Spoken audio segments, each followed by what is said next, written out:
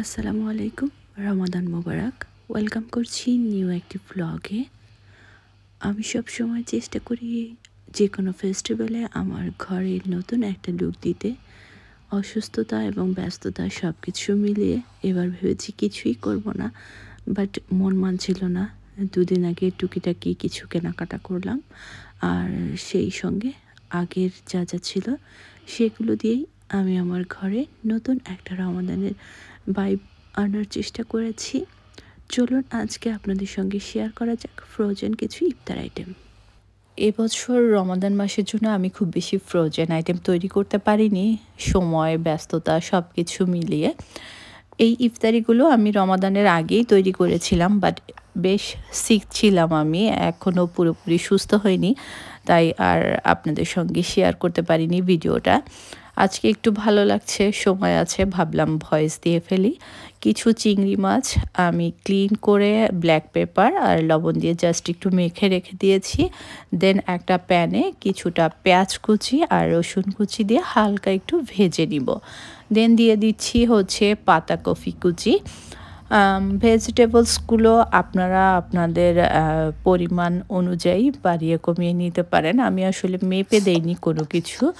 আর minute খানেক একটু high হিটে পাতাকপিগুলো ভেজে দিয়ে দিয়েছি হচ্ছে গাজর কুচি, দিয়ে দিলাম কাঁচামরিচ কুচি।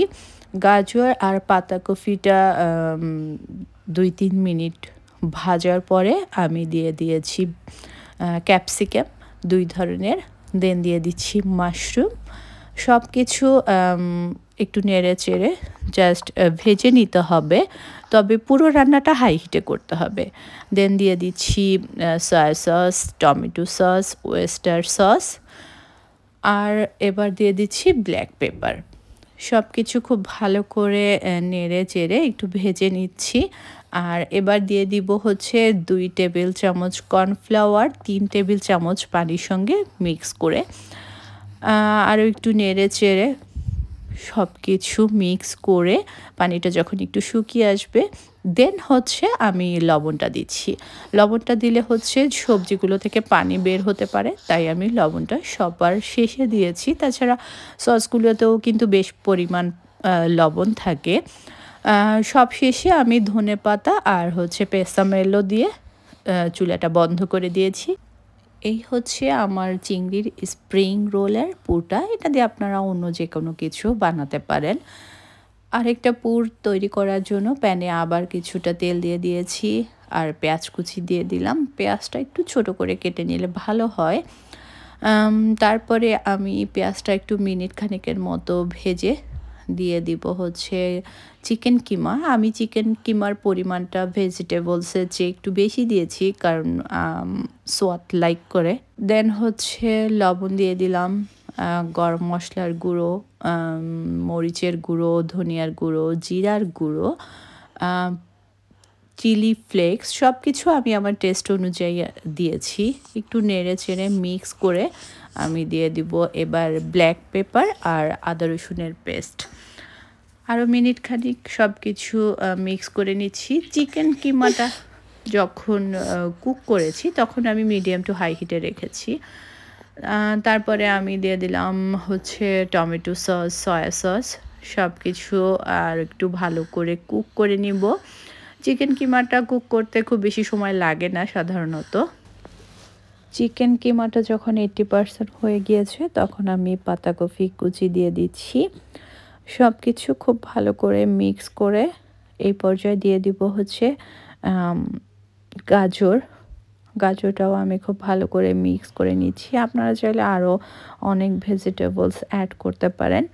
যখন একটু পানি বের হবে তখন পানিটা একটু শুকিয়ে গেলে দিয়ে দিব হচ্ছে ক্যাপসিকাম। সব কিছুর সঙ্গে মিক্স করে নিলেই হয়ে গেল। ক্যাপসিকামের সঙ্গে আমি দিয়ে দিয়েছি হচ্ছে কাঁচামরিচ আর চিলি ফ্লেক্স। সামান্য একটু লবণ লাগবে, তাই লবণটা দিয়ে দিলাম।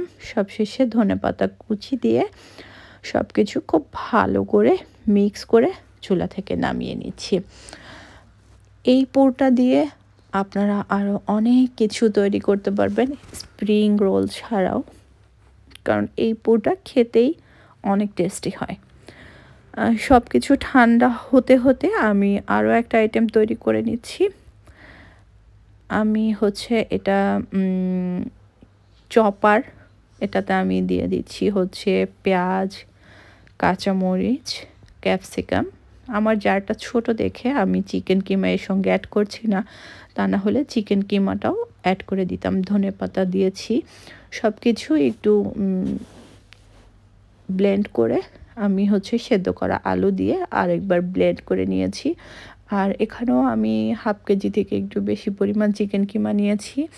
দেন দিয়ে দিচ্ছি মশলা, লবণ দিয়ে দিলাম, ব্ল্যাক পেপার দিয়েছি, মরিচের গুঁড়ো, ধনিয়ার গুঁড়ো, জিরার গুঁড়ো, গরম মশলার গুঁড়ো, গরম মশলার পরিমাণটা একটু বেশি দিয়েছি, আর চিলি ফ্লেক্স দিয়ে দিচ্ছি। সব কিছু আমি আমার টেস্ট অনুযায়ী দিচ্ছি। Tomato sauce, soya sauce. আমি হচ্ছে চিজ কাটলেট তৈরি করব, তো আমি কিছুটা ব্রেড কাম দিয়েছি, আর এখানে হচ্ছে 3টা ডিমে সামান্য ব্ল্যাক পেপার আর হচ্ছে একটু লবণ দিয়ে নিচ্ছি। এগুলো ফেটিয়ে একপাশে রেখে দেন আমি সব কিছু মিক্স করছি। একটু ভেজা ভেজা হবে, তাই পারফেক্ট একটা চিকেন কিমার মিশ্রণ তৈরি করতে আমি হচ্ছে ময়দা দিয়েছি কিছুটা। আদা রসুন দিতে আমি ভুলে গিয়েছিলাম, তাই আদা রসুনটা পরে দিয়েছি। তো একটু ময়দা দিয়ে সব কিছু মিক্স করে নিচ্ছি যতক্ষণ না মোটামুটি ডোটা আমি হচ্ছে হাতে দিয়ে একটা শেপ দিতে পারবো, ঠিক ততক্ষণই হচ্ছে আমি ব্রেড কাম আর একটু একটু করে ময়দা দিয়েছি। সব শেষে আমি হচ্ছে চিজ দিয়ে দিয়েছি।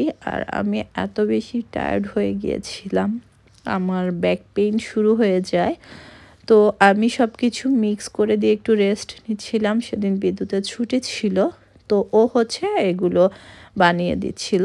এভাবে একটু গোলাকার শেপ দিয়েছি, আপনারা গোল গোল বলের মতো শেপও দিতে পারেন। আমি হচ্ছে একটু শামি কাবাবের মতো বানিয়েছি, তার চেয়ে একটু বড় সাইজ করেছি। যদি একটু নরম থাকে তাহলে আগে গোল গোল করে বানিয়ে ফ্রিজে 10 মিনিটের মতো রেখে দিবেন, দেন হচ্ছে এগুলোকে কোট করবেন। ও হ্যাঁ, হাতে একটু অবশ্যই তেল লাগিয়ে নেবেন।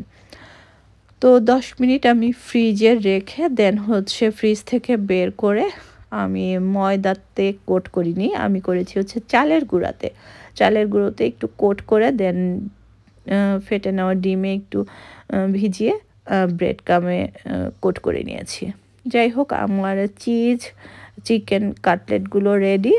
দেন হচ্ছে আমি এখানে স্প্রিং রোলগুলো বানিয়ে নিব। অ্যাট ফার্স্টে আমি চিংড়ির স্প্রিং রোলটা বানিয়ে নিচ্ছি। কিভাবে আমি ভাজ করছি সেটা আপনারা ভিডিওতে দেখে নিশ্চয়ই বুঝতে পারছেন। তো এই একইভাবে আমি হচ্ছে সবগুলো চিংড়ির স্প্রিং রোল তৈরি করে নিব। আর এখানে হচ্ছে আমি একটু ময়দাতে পানি দিয়ে একটা আঠা তৈরি করে নিয়েছি। ব্যাস এইভাবে তৈরি করে ফেললাম। আমার 20টার মতো চিংড়ির স্প্রিং রোল হয়েছে আর ওই পুরটা দিয়ে। আর এবার হচ্ছে আমি চিকেন ভেজিটেবলস স্প্রিং রোলগুলো তৈরি করে নিচ্ছি।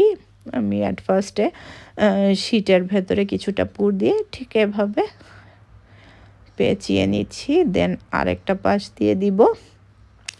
আর এই শীটগুলো হচ্ছে আমি কিনে এনেছি, আমার টাইম ছিল না হাতে শীট তৈরি করার। আর আমি আসলে খুবই বিজি থাকি। এই ভিডিওটা আমি ভেবেছিলাম রমাদানের আগেই শেয়ার করব, বাট আমি আসলে সেদিন একসঙ্গে 3টা আইটেম তৈরি করে অনেক বেশি অসুস্থ হয়ে যাই। খুব ব্যাক পেইন ছিল, আল্লাহর রহমতে এখন একটু ভালো আছে। আর রমাদান মাসে রোজা রেখে আসলে নামাজ পড়ে বাচ্চা কাচ্চা সামলে প্রতিদিন ব্লগ আপলোড দেওয়া আমার পক্ষে সম্ভব হচ্ছিল না, তাই আমি চেষ্টা করছি একটু অ্যাক্টিভ থাকার জন্য। ছোট ছোট কিছু রিল দিয়ে আমি এগুলো ডিপ ফ্রিজে ফ্রোজেন করে নিয়েছি। দেন হচ্ছে একটা এয়ারটাইট বক্সে করে রেখে দিতে পারবেন অনেক দিন। রমাদান মাস ছাড়াও অন্যান্য সময় বাচ্চাদের টিফিনের ক্ষেত্রে কিন্তু এই স্প্রিং রোলগুলো দেওয়া যায়। এটা হচ্ছে আমার চিকেন ভেজিটেবলস স্প্রিং রোল, আর ওগুলো ছিল হচ্ছে চিংড়ি স্প্রিং রোল। তো সবাই ভালো থাকবেন আর আমাদের জন্য দোয়া করবেন। ইনশাল্লাহ যদি শরীরটা একটু ভালো থাকে আর সময় পাই তাহলে অবশ্যই আপনাদের জন্য রেসিপির ব্লগ দেওয়ার চেষ্টা করব, আর তা না হলে হয়তো আমি রমাদান মাসে কোনো কুকিং ব্লগ আপনাদেরকে দিতে পারছি না। আল্লাহ হাফেজ।